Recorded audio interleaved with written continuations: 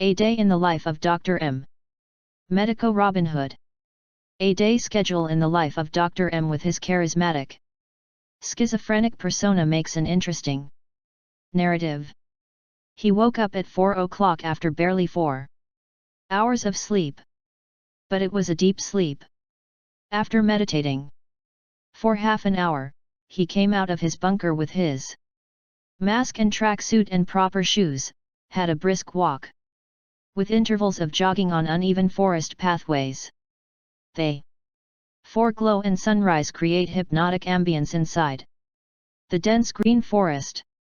Though armed with a revolver, he was not really afraid of wild animals which were in any case familiar with Dr. M and rarely attacked.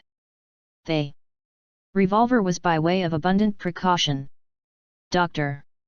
Back to bunker, and after a brief breakfast of fruit, nuts, and sprouts, he spent his morning and forenoon in his research lab or in operation theater.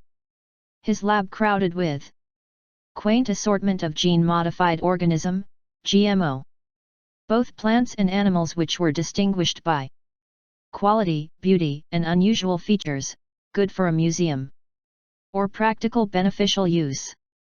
Some of his cloned and tissue culture products were in very good demand, which was transacted by Jui, who was in the open and overground domain, in touch with buyers, suppliers, and patients, in India or abroad.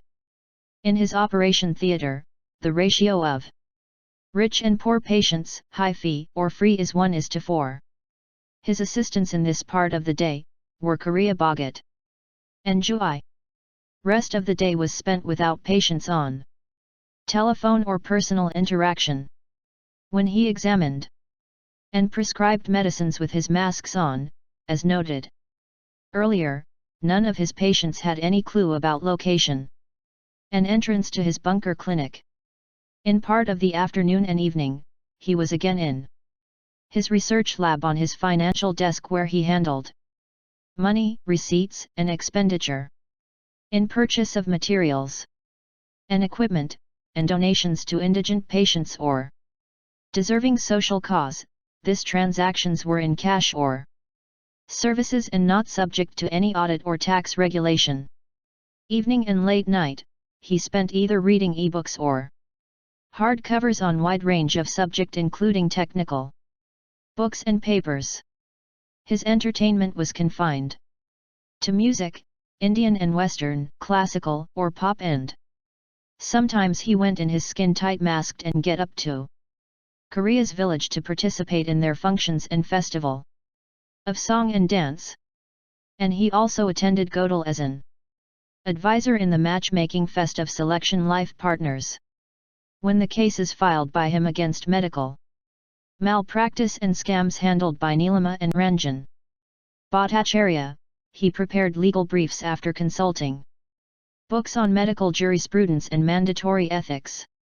He slept after half an hour meditation, which was spiritual practice not connected with any religious sect or belief system. He was in fact atheistic with a scientific temper, though deeply humanist. No doubt after his silken bond of love with Jui, he spent a part of his mental time and space thinking about her, though there was very little physical expression of love between him and Jui.